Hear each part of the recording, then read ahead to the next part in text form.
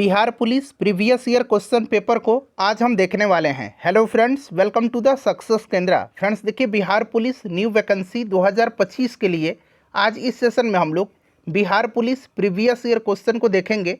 Friends देखिए, बहुत ही अच्छा लेवल का ये क्वेश्चन पेपर है। बिल्कुल बिहार पुलिस का यही लेवल होता है और इसमें काफ़ी इंपॉर्टेंट क्वेश्चंस भी हैं। हो सकता है कि यहाँ से कुछ प्रश्न आपके एग्जाम में इस बार भी यानी कि बिहार पुलिस 2025 की परीक्षा में भी पूछे जाएँ, इसीलिए सेशन इंपॉर्टेंट है। इसको पूरा ध्यानपूर्वक जरूर देखिएगा और प्रयास करिए इसमें 70 प्लस लाने का। अगर आप इतना ला लेते हैं तो आपकी तैयारी अच्छी मानी जाएगी। जो लोग पहली बार चैनल पर आए हुए हैं और बिहार पुलिस 2025 की बेहतरीन तरीके से तैयारी करना चाहते हैं तो चैनल को सब्सक्राइब कर लीजिए और जो बगल में बेल आइकन है, घंटी का निशान है, उसको ज़रूर दबा लीजिएगा ताकि जब भी बिहार पुलिस 2025 से रिलेटेड कोई भी इंपॉर्टेंट वीडियो अपलोड किया जाए तो उसका नोटिफिकेशन सबसे पहले आपके पास पहुंच जाए। तो चलिए फ्रेंड्स, बिना देरी किए हुए सेशन आज के स्टार्ट करते हैं। एक बार सभी लोग प्लीज़ पहले सेशन को लाइक कर दीजिए और जब इसको पूरा देख लीजिएगा, कंप्लीट देख लीजिएगा, तो कम से कम एक ग्रुप में इसको फ्रेंड्स ज़रूर शेयर कर दीजिएगा। तो चलिए अब हम लोग स्टार्ट करते हैं आज का सेशन। तो फ्रेंड्स, जैसे मैंने आपको बताया है कि आज की इस सेशन में हम लोग Bihar police previous year question paper को देखने वाले हैं। फ्रेंड्स, बहुत ही अच्छा लेवल का ये क्वेश्चन पेपर है और यही लेवल बिहार पुलिस के एग्ज़ाम का होता है। इस पेपर में काफ़ी इंपॉर्टेंट क्वेश्चन है। हो सकता है कि यहाँ से कुछ प्रश्न इस बार भी आपके पेपर में यानी कि बिहार पुलिस 2025 की परीक्षा में देखने को मिल जाए, इसलिए इसको पूरा लगाइएगा। और देखिए, इसको एग्ज़ाम के तौर पर लगाइए। ऐसा समझिए कि आप एग्जामिनेशन हॉल में बैठे हुए हैं और बिहार पुलिस 2025 की परीक्षा दे रहे हैं।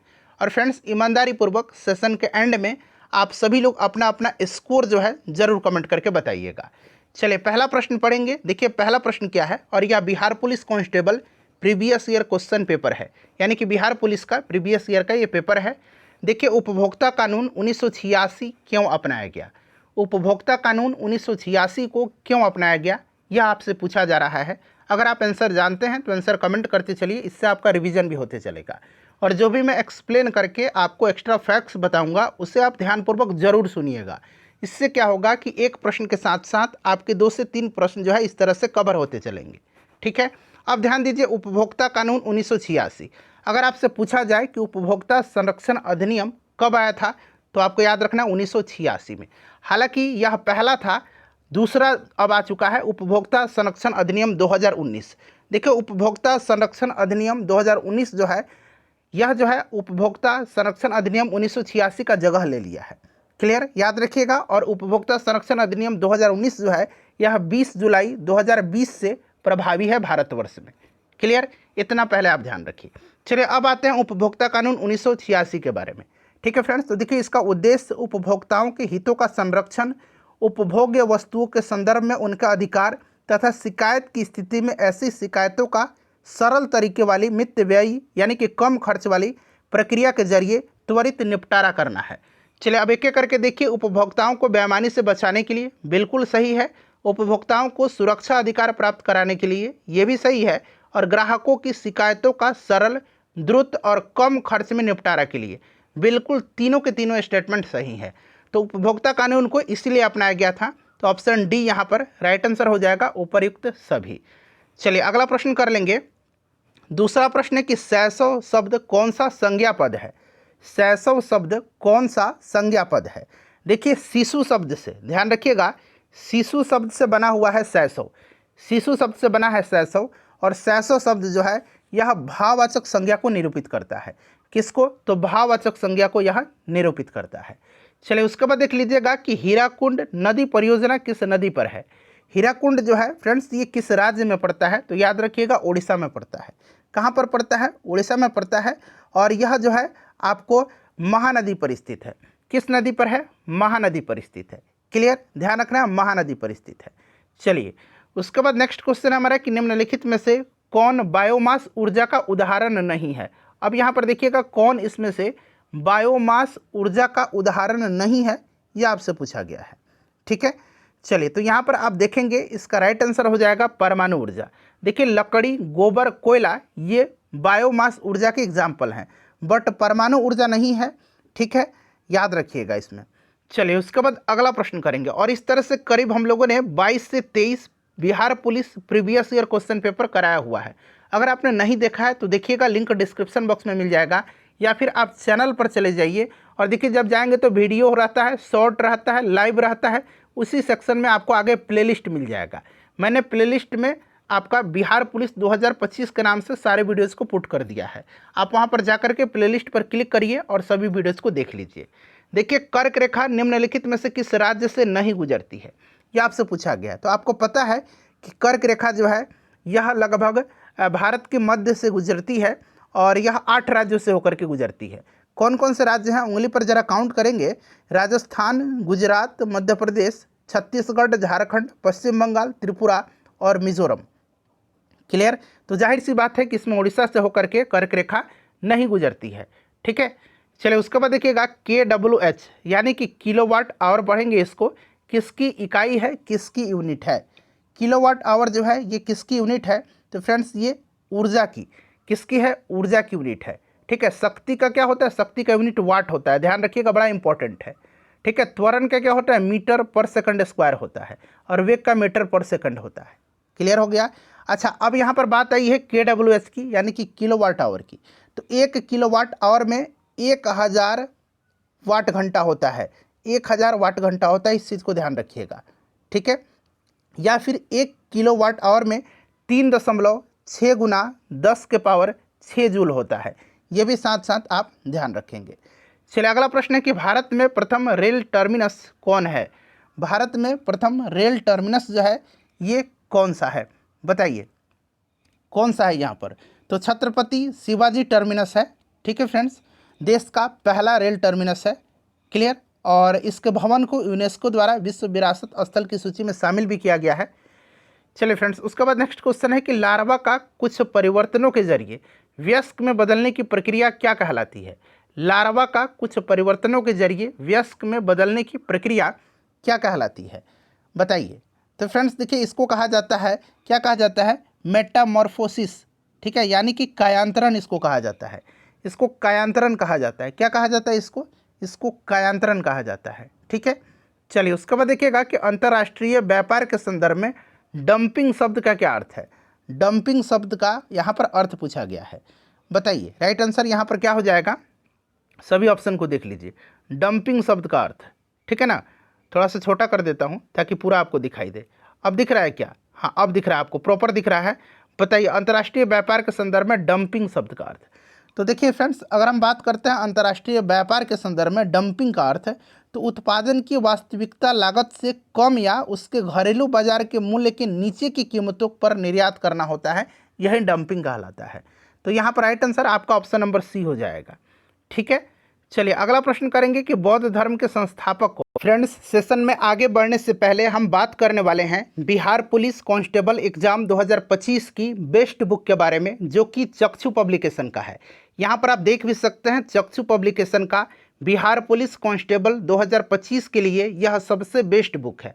फ्रेंड्स, इसमें पूरा प्रीवियस ईयर क्वेश्चन पेपर का सेट दिया गया है, यहाँ पर आप देख भी सकते हैं। यहाँ पर देखिए बिहार पुलिस भर्ती परीक्षा, और यहाँ पर देखिए 11/8/2024 का ये क्वेश्चन पेपर है। और सबसे खास बात क्या है कि यहाँ पर जब आप देखेंगे तो काफ़ी बेहतरीन तरीके से, बहुत ही बढ़िया तरीके से प्रत्येक प्रश्न का एक्सप्लेनेशन दिया गया है, और इससे आपको काफ़ी बेनिफिट होगा, क्योंकि एक प्रश्न के साथ साथ आपको 3 से 4 प्रश्नों का नॉलेज भी होते चलेगा। और इस तरह से अगर आप पढ़ाई करते हैं तो निश्चित रूप से आपका सिलेक्शन इस बार बिहार पुलिस कांस्टेबल 2025 में हो जाएगा। पूरा यहाँ पर आप देख सकते हैं कितना बढ़िया तरीके से यहाँ पर सबका एक्सप्लेनेशन दिया गया है। दूसरा मैं आपको यहाँ पर पेपर दिखा देता हूँ, आप देख लीजिएगा। यहाँ पर आप देख सकते हैं फ्रेंड्स, ये आपका 7/8/2024 का क्वेश्चन पेपर है, और आप देखिए कितना बेहतरीन तरीका से एक्सप्लेनेशन यहाँ पर दिया गया है। यहाँ पर देख सकते हैं फ्रेंड्स, देखिए कितना अच्छा तरीका से यहाँ पर एक्सप्लेन करके सारे प्रश्नों का उत्तर यहाँ पर दिया गया है। बहुत ही बढ़िया बुक है फ्रेंड्स, इसको आप जल्द परचेज कर लीजिए। ऑनलाइन भी परचेज कर सकते हैं, या आपके नियरेस्ट बुक स्टॉल पर भी यह अवेलेबल है। प्रैक्टिस बुक के अलावा चक्षु पब्लिकेशन का बिहार पुलिस कांस्टेबल एग्जाम 2025 के लिए संपूर्ण स्टडी गाइड भी आता है। यहाँ पर आप देख सकते हैं संपूर्ण स्टडी गाइड भी आता है चक्षु पब्लिकेशन का बिहार पुलिस कांस्टेबल एग्जाम 2025 के लिए। आप इसको परचेज करके अपनी तैयारी को और भी मजबूत कर सकते हैं। कौन थे बौद्ध धर्म के संस्थापक? तो आपको पता है कि बौद्ध धर्म के संस्थापक गौतम बुद्ध थे। गौतम बुद्ध को लाइट ऑफ एशिया भी कहा जाता है, याद रखिएगा, लाइट ऑफ एशिया यानी कि एशिया का ज्योतिपुंज इनको कहा जाता है। इनका जन्म 563 ईसा पूर्व में कपिलवस्तु के लुम्बिनी में हुआ था, ये भी आप ध्यान रखेंगे। इनको ज्ञान की प्राप्ति बोधगया में हुई थी, पहला उपदेश इन्होंने सारनाथ में दिया था। ठीक है, तो यहाँ पर गौतम बुद्ध। देखिए महावीर जो थे ये जैन धर्म के अंतिम तीर्थंकर थे। ठीक है, चलिए देखिएगा, माला लुक्स प्रिटी पूछा गया है, give the correct antonym of the word pretty as used in the above sentence. Pretty का आपको बताना है, क्या बताना है, एंटोनिम बताना है, यानी कि उल्टा बताना है।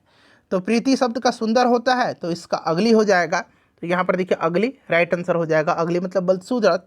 ठीक है, कुरूप। देखिए भ्रष्टाचार को नियंत्रित करने के लिए भारत सरकार का कौन सा संगठन है, भ्रष्टाचार को नियंत्रित करने के लिए भारत सरकार का कौन सा संगठन कार्य करता है। तो फ्रेंड्स देखिए ये कमेटी जो है ना, ये जो संगठन जो है ना, ये संगठन कौन सा है, केंद्रीय सतर्कता आयोग। ठीक है, ध्यान रखिएगा 1964 में इसको स्थापित किया गया था, केंद्रीय सतर्कता आयोग को। और किस समिति के संस्तुति के आधार पर, तो इस समिति का भी नाम याद रखिएगा, संथानम समिति। संथानम समिति की संस्तुति पर जो है, ठीक है, 1964 ईस्वी में केंद्रीय सतर्कता आयोग को देश में भ्रष्टाचार नियंत्रण की शीर्ष संस्था के रूप में स्थापित किया गया था। ठीक है, चलिए उसके बाद देखिएगा कि परमाणु ऊर्जा प्राप्त करने के लिए निम्न में से किसका प्रयोग किया जाता है। परमाणु ऊर्जा प्राप्त करने के लिए तो फ्रेंड्स यूरेनियम का इस्तेमाल किया जाता है। किसका, यूरेनियम का, ध्यान रखिएगा, परमाणु ऊर्जा प्राप्त करने के लिए यूरेनियम का इस्तेमाल किया जाता है। अगला प्रश्न है कि वनों के वितरण को दिखाने वाला मानचित्र कौन सा है। वनों के वितरण को दिखाने वाला जो मानचित्र है ना, वो थीमेटिक होता है, और यह मानचित्र भौगोलिक क्षेत्र में किसी थीम या विषय को इंगित करता है, थीमेटिक मानचित्र। ठीक है, चलिए आर्यभट्ट एक महान क्या थे, आर्यभट्ट जो थे एक महान क्या थे, तो आर्यभट्ट देखिए एक महान गणितज्ञ थे, एक महान खगोल शास्त्री थे। ठीक है ना, तो ध्यान रखिएगा आर्यभट्टियम इनकी रचना है। और आइए किसके दरबार में रहते थे आर्यभट्ट, तो चंद्रगुप्त द्वितीय के, चंद्रगुप्त विक्रमादित्य के दरबार में। ठीक है, गुप्त वंश के शासक चंद्रगुप्त द्वितीय के। चलिए उसके बाद नेक्स्ट क्वेश्चन है हमारा, यहाँ पर थोड़ा सा सुधार कर लीजिएगा। ये दरअसल m/2 - 2 = 6 है, थोड़ा सा सुधार कर लीजिएगा।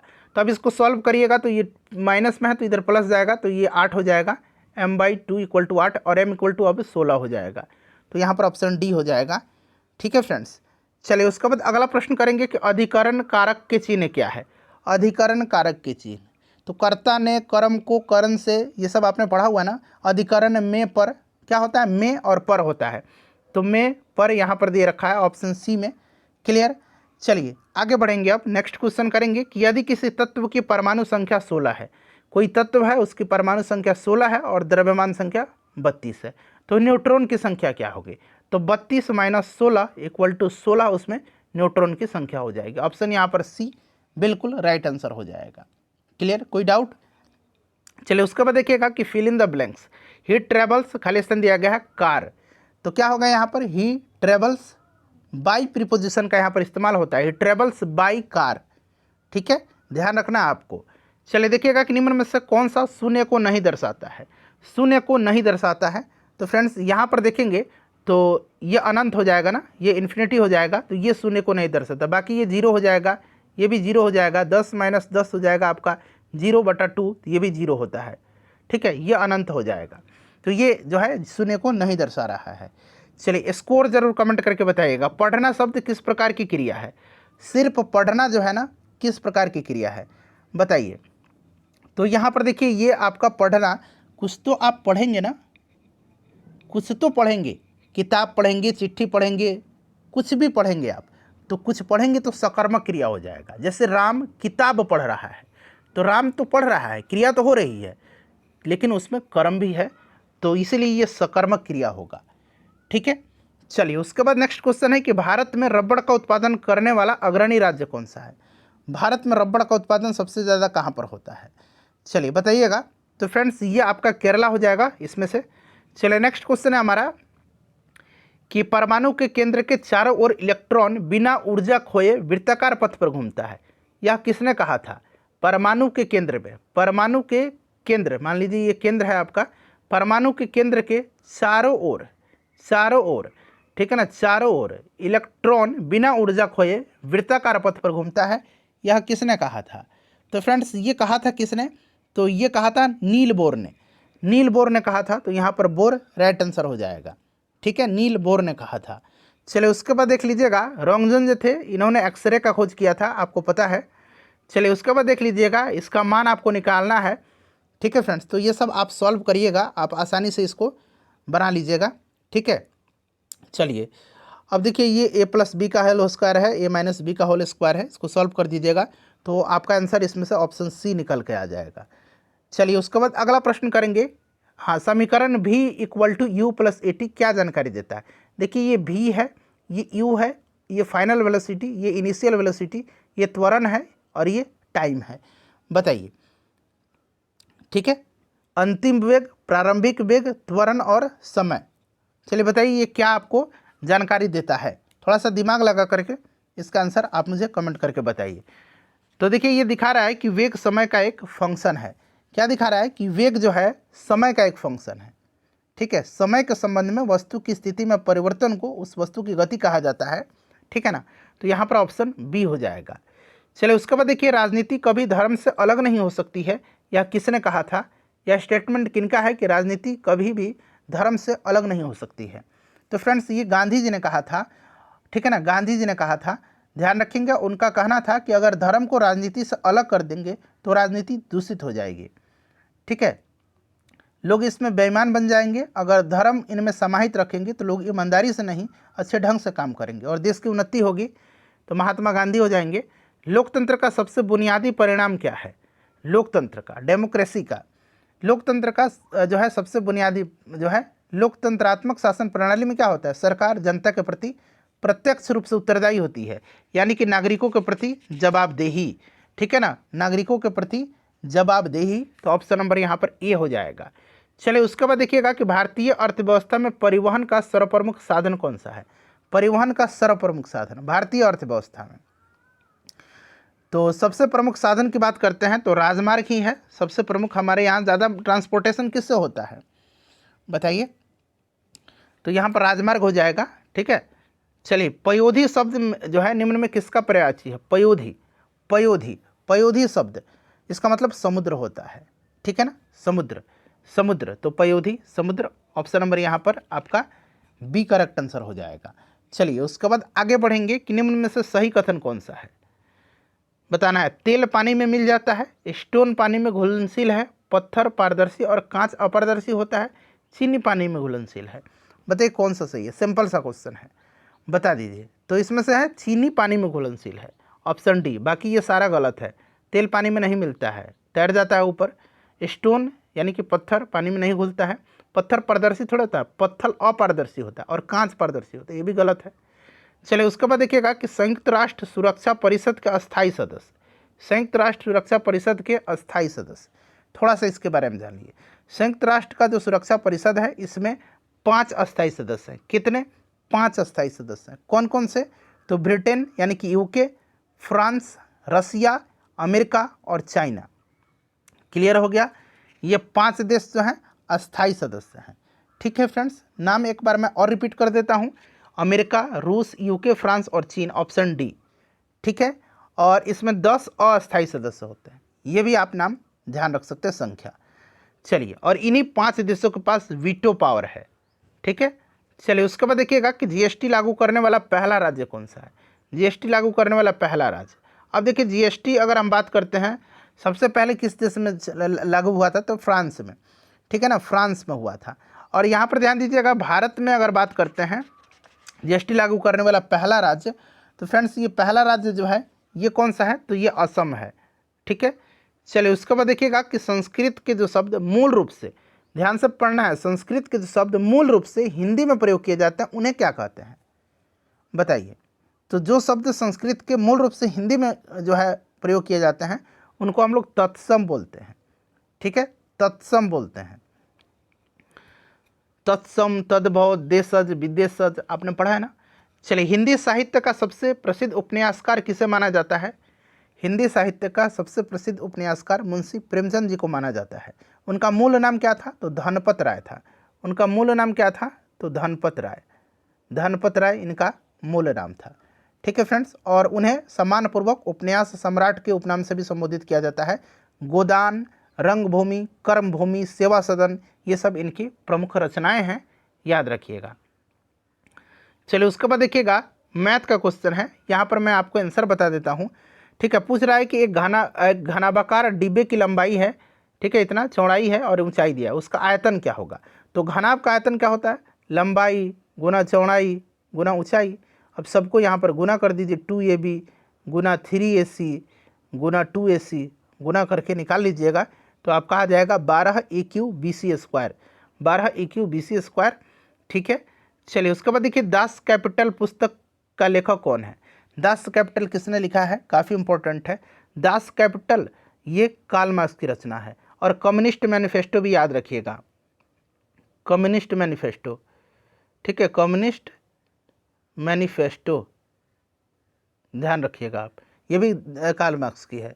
अमर बेल किसका उदाहरण है। अमर बेल जो है यह एक शाकीय परजीवी होता है जिसमें पत्तियों एवं पर्णहरित का सर्वथा अभाव होता है। ठीक है ना, तो पर्णहरित इसमें नहीं होता है, क्लोरोफिल, तो ये आपका परजीवी है। चलिए ब्रिटिश शासन के दौरान भारतीय हस्तशिल्पों के क्षय का प्रमुख कारण क्या रहा है। ब्रिटिश शासन के दौरान भारतीय हस्तशिल्पों के क्षय का प्रमुख कारण क्या रहा था, बताइए। तो देखिए ब्रिटिश शासन के दौरान भारतीय हस्तशिल्पों का जो क्षय का कारण रहा था वो ब्रिटिश निर्माण उद्योगों से प्रतिस्पर्धा, भारतीय रियासतों का समाप्त हो जाना, विदेशी शासन की स्थापना, कम कीमत वाली मशीनों का विकास तथा भेदभाव, टैरिफ का जो नीति था वो था। तो इस प्रकार से देखा जाए तो यहाँ पर आपका ए और बी दोनों हो जाएगा। ठीक है, चलिए देखिएगा कि वसीय पदार्थ ज़्यादा खाने से क्या होता है। ज़्यादा आप वसा खाएंगे तो क्या होंगे, मोटा हो जाएंगे ना, तो यहाँ पर मोटापा हो जाएगा। ठीक है, चलिए शिक्षा का अधिकार अधिनियम कब लागू हुआ था। VVI क्वेश्चन है और ये पिछले बार भी बिहार पुलिस में पूछा गया था, बताइए। शिक्षा का अधिकार अधिनियम तो यह जो है 2010 से पूरे देश में प्रभावी हो गया था, लेकिन जो है बच्चों को निःशुल्क और अनिवार्य शिक्षा का अधिकार अधिनियम 2019 से 4 अगस्त 2009 को ही औपचारिक रूप से लागू हुआ था। ठीक है ना, बट समस्त भारत में या पूरे देश में 13 अप्रैल 2010 से प्रभावी हो गया था। 3 समुद्र ओर से घिरे भूभाग को क्या कहा जाता है। 3 ओर से समुद्र से जो भूभाग घिरा होता है उसको क्या बोलते हैं, उसको प्रायद्वीप कहा जाता है। क्या कहा जाता है, प्रायद्वीप। क्लियर, ध्यान रखिएगा। चलिए उसके बाद नेक्स्ट क्वेश्चन है कि निम्नलिखित में से कौन सा किसानों के लिए कल्याणकारी योजना नहीं है। कल्याणकारी योजना नहीं है किसान के लिए। अब बताइएगा कौन सी किसान के लिए इसमें से कल्याणकारी योजना नहीं है। सभी ऑप्शन आपको दिख रहा है, तो यहाँ पर देखेंगे ये है आपका, ये भी है, ये भी एक कर्मचारी रेफरल योजना नहीं है किसान से संबंधित। ठीक है, चलिए अगला प्रश्न है हमारा कि वह गुण जिस कारण कोई पदार्थ वायुमंडल से नमी सोख लेता है क्या कहलाता है। वह गुण जिस कारण कोई पदार्थ वायुमंडल से नमी सोख लेता है उसको बोलते हैं क्या, प्रस्वेदन बोलते हैं, उसको हम लोग प्रस्वेदन बोलते हैं। पसीना निकलने की क्रिया को भी प्रस्वेदन कहते हैं, ये भी आप ध्यान रखिएगा। ठीक है, और यहाँ पर देखिए आसवन दिया गया है, आसवन डिस्टिलेशन, जब किसी द्रव में घुलनशील ठोस अशुद्धियाँ घुली हुई होती हैं तो इस प्रक्रिया का उपयोग किया जाता है। ठीक है ना, पृथक करने में। निर्जलीकरण, शरीर से पानी की कमी को निर्जलीकरण कहा जाता है। और निथारना किसको कहा जाता है, तो तरल पदार्थ को इस तरह स्थिर करना कि उसमें भारी पदार्थ जल में नीचे जाकर रख के बैठ जाए, तो इसको निथारना बोलते हैं। देखिए change the noun application into its verb form, application का तो अप्लाई हो जाएगा, इसका वर्ब एप्लीकेशन का अप्लाई हो जाएगा। ठीक है, चलिए यहाँ पर एडजेक्टिव बताना है आपको। एडजेक्टिव किसका, अफेक्शन का। अफेक्शन शब्द का सही एडजेक्टिव हो जाएगा अफेक्शनेट। क्या हो जाएगा, अफेक्शनेट हो जाएगा। चलिए उसके बाद देखिए वृद्धि का विलोम शब्द क्या हो जाएगा, वृद्धि का क्षय होता है। ठीक है, क्षय हो जाएगा, ध्यान रखिएगा। चलिए I am averse to, I am averse to क्या होगा यहाँ पर, बताइए। I am averse to drinking होगा। ठीक है ना, ING का इस्तेमाल होगा। ठीक है, क्योंकि ड्रिंकिंग यहाँ पर होगा। क्लियर, जेरंड में IM का टू लगा हुआ है तो जेरंड में IN का इस्तेमाल होगा। चलिए उसके बाद देखिए fill in the blanks with right infinitive. It is not easy, खाली संदेगा all people. It is not easy to please all people, तो यहाँ पर ऑप्शन डी बिल्कुल राइट आंसर हो जाएगा। ठीक है, पूछा गया है कि निम्न में से कौन सा एक अधातु है, एक नॉन मेटल है, बताइए कौन सा सोडियम मेटल है, लोहा है, ये कोबाल्ट है, धातु है, ये आपका फ्लोरीन जो है ये आपका क्या है, फ्लोरीन मेटल नहीं है। क्लियर, ध्यान रखिएगा, हैलोजन ग्रुप का एक तत्व है ये। देखिए त का उच्चारण होता है, त का, तो त थ द ध न किससे उच्चारण होता है, दांत से, दंत से, दांत से होता है, दांत से। ठीक है, चलिए उसके बाद देखिएगा कि भारत की सबसे पुरानी पर्वत श्रृंखला कौन सी है। भारत की सबसे पुरानी, तो ये कौन सी हो जाएगी फ्रेंड्स, फटाफट बता दीजिए, आसान क्वेश्चन है, अरावली हो जाएगा। ठीक है ना। देखिए किसान कॉल सेंटर का शुभारंभ कब हुआ था, किसान कॉल सेंटर का, तो यह शुभारंभ हुआ था फ्रेंड्स आपका जनवरी 2024 में। ठीक है, और इसका उद्देश्य क्या था कि सप्ताह के सभी दिन यानी कि 7 दिन सुबह 6 बजे से लेकर के 10 बजे तक एक टोल फ्री नंबर जारी किया गया था, जिसके जरिए किसान सूचना और जानकारी उपलब्ध कर सकते थे। तो यहाँ पर हो जाएगा 2004 जनवरी में। ठीक है, हिमालय के सबसे दक्षिणी भाग को क्या कहा जाता है, हिमालय के सबसे दक्षिणी भाग को क्या कहा जाता है। तो फ्रेंड्स देखिए, हिमालय के सबसे दक्षिणी भाग को जो है शिवालिक कहा जाता है। ठीक है ना। एक आदर्श ईंधन के बारे में पूछा गया है कि एक आदर्श ईंधन वह है जो, तो देखिए एक आदर्श ईंधन वह होता है जो कि सस्ता होता है, आसानी से उपलब्ध हो जाता है, प्रदूषण भी कम फैलता है, उच्च ऊष्मीय मान उसका हो। ठीक है ना, ये सब होता है, और जलाने पर उसको कंट्रोल किया जा सके। ठीक है ना, प्रज्वलन ताप निम्न होना चाहिए उसका, पर ऊष्मीय मान अधिक होना चाहिए। तो उपरोक्त सभी यहाँ पर राइट आंसर हो जाएगा। ठीक है, चलिए हिंदी भाषा में व्यंजनों की कुल संख्या, ये मैं आपसे पूछूंगा, इसका आंसर आप लोग मुझे कमेंट करके बताइएगा। ठीक है, एक प्रश्न हर सेशन में आपसे पूछता हूँ, आज ये प्रश्न आपके लिए है। ठीक है, चलिए बहुउद्देशीय नदी घाटी परियोजना आधुनिक भारत के मंदिर हैं, यहाँ पर बना लीजिए आधुनिक, यहाँ पर निक दिया गया है, पूरा यहीं पर बना देता हूँ मैं, आधुनिक भारत के मंदिर है, ये किसने कहा था। तो फ्रेंड्स ये पंडित जवाहरलाल नेहरू जी का स्टेटमेंट है। ठीक है ना। चलिए पौधे प्रकाश संश्लेषण के दौरान कौन सी गैस मुक्त करते हैं, तो लेते तो कार्बन डाइऑक्साइड हैं लेकिन छोड़ते ऑक्सीजन है। ठीक है, तो यहाँ पर क्या हो जाएगा, ऑक्सीजन मुक्त करते हैं। ठीक है ना, ऑक्सीजन राइट आंसर हो जाएगा। क्लियर। चलिए उसके बाद देखिएगा कि एग्रोएस्ट्रोलॉजी के अंतर्गत किसका अध्ययन किया जाता है, बहुत ही इंपॉर्टेंट क्वेश्चन है एग्रोएस्ट्रोलॉजी। तो इसमें घास का अध्ययन किया जाता है। ठीक है ना, घासों का अध्ययन क्या कहलाता है, एग्रोएस्ट्रोलॉजी कहलाता है, एग्रोएस्ट्रोलॉजी कहलाता है, ध्यान रखिएगा। ठीक है, काफ़ी इंपॉर्टेंट क्वेश्चन है ये। देखिए पानी को रोगाणु मुक्त करने के लिए किस रसायन का उपयोग किया जाता है, पानी को रोगाणु मुक्त करने के लिए, तो फ्रेंड्स उसमें क्लोरीन का उपयोग किया जाता है। ठीक है ना, क्लोरीन का इस्तेमाल किया जाता है। ठीक है, तो यहाँ पर ऑलरेडी क्लोरीन दे रखा है। चलिए उसके बाद देखिएगा कि ईस्ट के द्वारा शर्करा का एल्कोहल में परिवर्तन क्या कहलाता है, बहुत ही अच्छा क्वेश्चन है। तो इसको किण्वन बोला जाता है, फर्मेंटेशन बोला जाता है। ठीक है ना, इसे ध्यान रखिएगा। उसके बाद देखिए दक्षिण पश्चिम मानसून में हवा जो है किस ओर बहती है, हवा किस ओर बहती है दक्षिण पश्चिम मानसून में, दक्षिण पश्चिम मानसून में हवा समुद्र की ओर से भूमि की ओर बहती है। ठीक है, ध्यान रखिएगा। क्लियर। और चूंकि ये हवाएं जो हैं भारत में दक्षिण पश्चिम की ओर प्रवेश करती हैं, इसीलिए इसे भारत की दक्षिण पश्चिम मानसून भी कहा जाता है। ठीक है, तो यहाँ पर आपका क्या हो जाएगा, समुद्र की ओर से भूमि की ओर, समुद्र की ओर से भूमि की ओर। ठीक है ना, तो समुद्र से भूमि की ओर हो जाएगा। मानव खोपड़ी में हड्डियों की कुल संख्या, तो मानव का जो सिर होता है उसमें पूछा गया है, इसमें 29 हो जाएगा ऑप्शन के हिसाब से, ऑप्शन सी हो जाएगा। ठीक है, चलिए इंपॉर्टेंट है, 9.8 किलोग्राम को ग्राम में बदलना है, तो 9.8 गुना 1000 कर दीजिए, तो यहाँ डेसिमल हटाएंगे तो 1 0 कट जाएगा। ठीक है ना, 1 0 कट जाएगा, यहाँ 3 0 होगा ना, तो 1 0 काट दीजिए, 1 0 रहने दीजिए, तो 998 से हो जाएगा ना, ऑप्शन बी। देखिए प्रतिरोध का ऐसा ही मात्रक पूछा गया, काफ़ी इंपॉर्टेंट है, प्रतिरोध का क्या होता है, तो ओम होता है। ठीक है ना, प्रतिरोध का ओम होता है, ध्यान रखिएगा, काफ़ी इंपॉर्टेंट है। चलिए उसके बाद देखिएगा कि भरपेट में कौन सा समास है, भरपेट में अव्ययी भाव समास है। ठीक है ना, अव्ययी भाव समास है। नेक्स्ट क्वेश्चन है कि निम्नलिखित में से कौन सा देश गंगा को साफ करने में अहम भूमिका निभा रहा है, तो ये जो देश था जर्मनी उस समय भूमिका निभा रहा था, जर्मनी हो जाएगा। कवि शब्द का स्त्रीलिंग काफ़ी इंपॉर्टेंट है, हिंदी ग्रामर के क्वेश्चन जो है ना, हिंदी व्याकरण के बिहार पुलिस में रिपीट भी हो जाते हैं।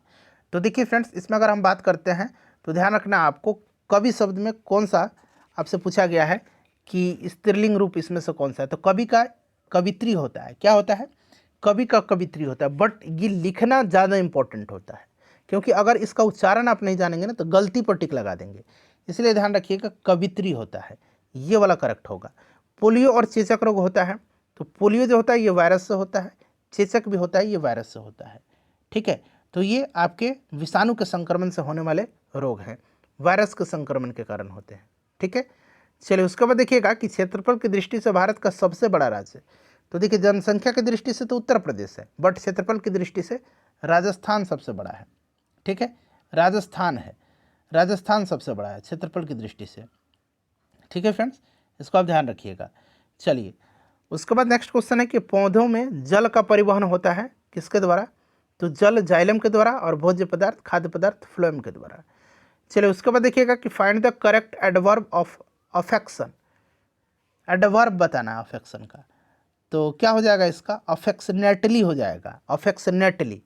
ठीक है ना, अफेक्शनेटली हो जाएगा, इस चीज़ को आप ध्यान रखिएगा, अफेक्शनेटली हो जाएगा। ठीक है ना, अफेक्शनेटली बिल्कुल यहाँ पर सही होगा। ठीक है फ्रेंड्स, चलिए आगे बढ़ेंगे, अगला प्रश्न हम लोग कर लेंगे। हाँ चलिए नेक्स्ट क्वेश्चन कर लेंगे। अगला प्रश्न क्या पूछा गया है कि मीथेन में किस प्रकार का बॉन्ड होता है, किस प्रकार का बंध होता है, बताइए। मीथेन में किस प्रकार का बॉन्ड होता है? तो फ्रेंड्स इसमें जो होगा मीथेन में, एक मिनट रुक जाइए। हाँ अब देखिए मीथेन में किस प्रकार का बॉन्ड होता है? तो देखिए CH4 होता है, तो C, अब देखिए सब में सिंगल बॉन्ड है ना, सब में क्या है? सिंगल बॉन्ड है, तो एकल बॉन्ड होता है इसमें मीथेन में। ठीक है फ्रेंड्स, क्या होता है इसमें? एकल बॉन्ड, सिंगल बॉन्ड होता है। चलिए find the plural form of the thief. Thief का प्लूरल बनाना है, तो थीप का प्लूरल क्या होता है? थीप्स होगा, ये वाला आपका करेक्ट हुआ, THIEVES। ठीक है, चलिए देखिए इसका आंसर मैं बता देता हूँ। इसका आंसर हो जाएगा आपका कितना? तो फ्रेंड्स 15%। ठीक है, चलिए इसका भी आंसर मैं आपको बता देता हूँ। सब आसान आसान क्वेश्चन है, फटाफट आप बना दीजिए।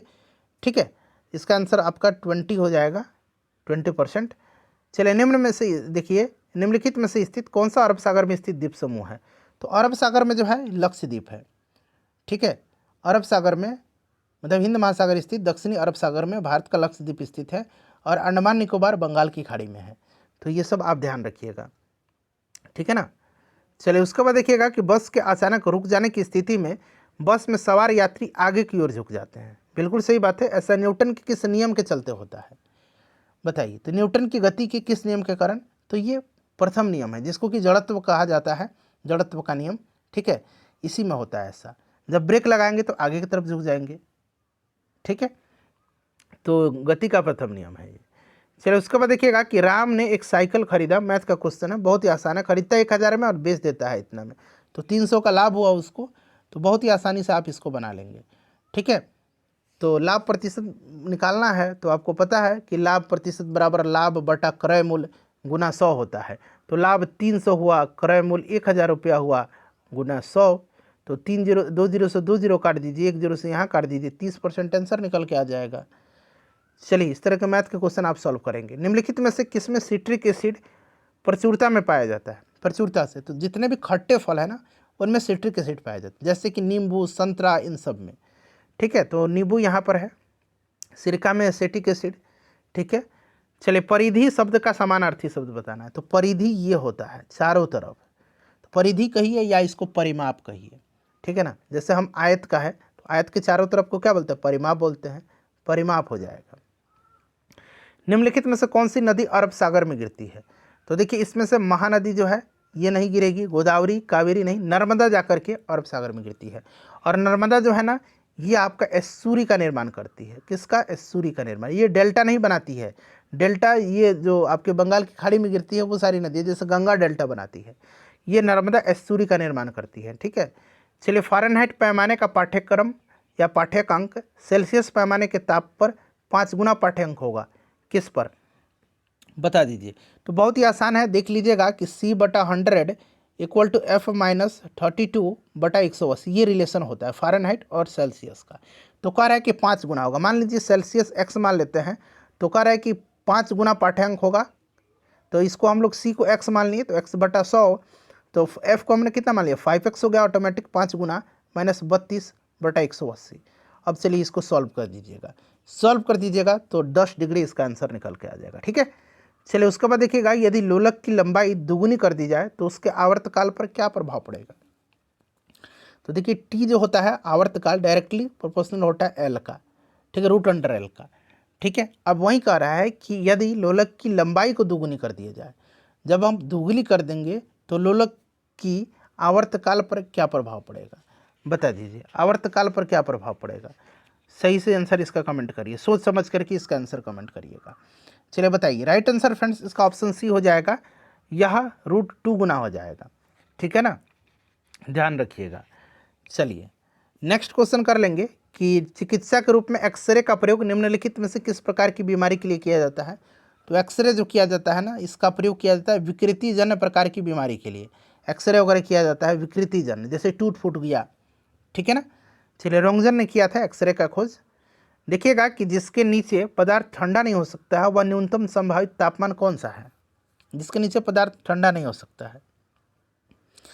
तो फ्रेंड्स ये -273.15 डिग्री से कम नहीं हो सकता है, इसे परम शून्य तापमान कहते हैं। केल्विन पैमाने पर यह 0 के इसको लिखते हैं। ठीक है ना, चलिए उसके बाद देख लीजिएगा कि एक आदमी जो भट्टी के सामने खड़ा है, भट्टी वगैरह होता है ना, निम्न द्वारा अधिक से अधिक ऊष्मा प्राप्त करेगा। तो भट्टी के सामने अगर खड़ा है तो ये विकिरण के द्वारा अधिक से अधिक ऊर्जा ऊष्मा प्राप्त करेगा। ठीक है ना, तो देखिए जो ये विकिरण विधि है ना, इसमें ऊष्मा गर्म वस्तु से ठंडी की ओर जो है बिना किसी माध्यम की सहायता से या बिना किसी माध्यम को गर्म किए प्रकाश की चाल से सीधी रेखा में संचारित होती है। ठीक है ना, और गैस और द्रव में ऊष्मा का संवहन विधि के द्वारा होता है, इस चीज़ को ध्यान रखेंगे आप। तो यहाँ पर आपका हो जाएगा विकिरण विधि के द्वारा। ठीक है ना, विकिरण के द्वारा, किसके द्वारा हो जाएगा, तो ये आपका विकिरण के द्वारा हो जाएगा। चलिए कुकिंग गैस में 90% से अधिक क्या होता है, तो 90% से अधिक इसमें क्या हो जाएगा, बता दीजिए। 90 पर ब्यूटेन होगा। ठीक है ना, ब्यूटेन होगा इसमें 90% से अधिक कुकिंग गैस में।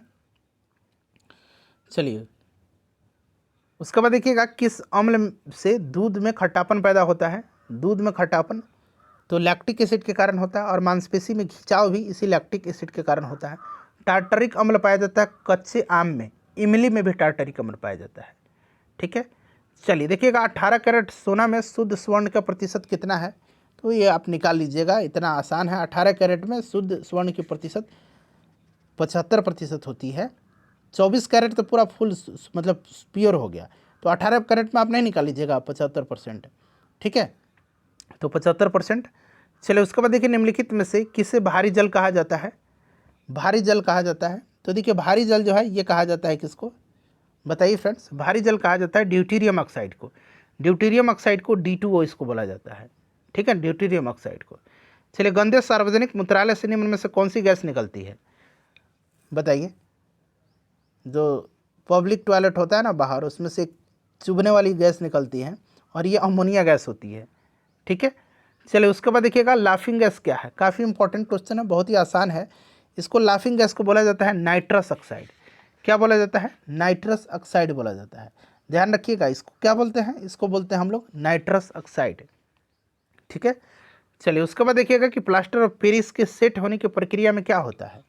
प्लास्टर ऑफ पेरिस का फॉर्मूला जरा आप याद रखिएगा, CSO4 ½ H2।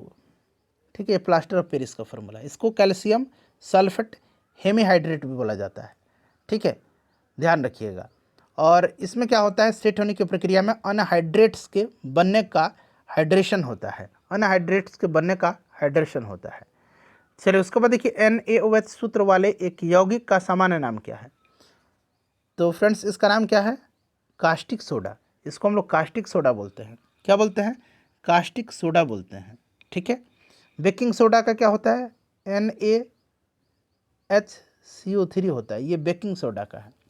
ठीक है, देखिए जिसमें वस्तु की अपेक्षा प्रतिबिंब बड़ा दिखाई देता है वह दर्पण कौन सा है। तो वस्तु की अपेक्षा प्रतिबिंब बड़ा दिखाई देता है वह अवतल दर्पण है। कौन सा दर्पण है, अवतल दर्पण है। ठीक है, और इसका उपयोग दाढ़ी वगैरह बनाने में किया जाता है। ठीक है, कान नाक आँख गला के डॉक्टर भी करते हैं। देखिएगा, कुछ सीमा तक वस्तुओं की सभी आकृतियाँ संपीड़ित की जा सकती है, यह विशेषता क्या कहलाती है? तो किसी भी आकृति को संपीड़ित जब किया जाएगा तो यह विशेषता इलास्टिसिटी कहलाती है। इसको हम लोग बोलते हैं क्या? प्रत्यास्थता। ठीक है, इसको हम लोग क्या बोलते हैं? प्रत्यास्थता कहते हैं। ठीक है, जैसे ही बल हटा लिया जाता है अपनी वह पूर्ण अवस्था में आ जाता है। ठीक है, चलिए, स्वास्थ्य के लिए सबसे अधिक उपयुक्त आर्द्रता क्या है? तो वायुमंडल में विद्यमान जलवाष्प की मात्रा ही आर्द्रता कहलाती है। और बिल्कुल अगर स्वास्थ्य की दृष्टिकोण से सही अगर हम बात करें तो 50% अंश जलवाष्प का होना परम आवश्यक है। तो 50%। चलिए, ताप मापने की इकाई क्या है? तो तापमान की इकाई जो है ये कौन सी है? इसमें से सेल्सियस हो जाएगा। तापमान की इकाई सेल्सियस है। ठीक है, ताप का इकाई सेल्सियस इसमें से हो जाएगा। बट याद रखिएगा, एसआई यूनिट अगर पूछ लेगा, एसआई इकाई तो केल्विन होता है। ठीक है, बट इनमें से ताप तो सेल्सियस से भी मापा जाता है, तो इसमें केवल इकाई पूछा है। चलिए, निम्नलिखित में से किस तत्व के लवण प्रायः नीले रंग के होते हैं? प्रायः नीले रंग के होते हैं। तो देखिए, कॉपर के जो होते हैं ना, कॉपर तत्व के लवण ये प्रायः नीले रंग के होते हैं। ठीक है ना, तो यहाँ पर कॉपर हो जाएगा करेक्ट आंसर। चलिए, आखिरी क्वेश्चन करिएगा कि निम्नलिखित में से किसमें कार्बन की प्रतिशतता सबसे कम है? सबसे कम। तो देखिए, जो पिटवा लोहा होता है उसमें कार्बन की मात्रा सबसे कम रहती है। ठीक है ना, तो यहाँ पर पिटवा लोहा राइट आंसर हो जाएगा ऑप्शन डी। अपना स्कोर बता दीजिए, सेशन को लाइक कर दीजिए और इसको शेयर कर दीजिए।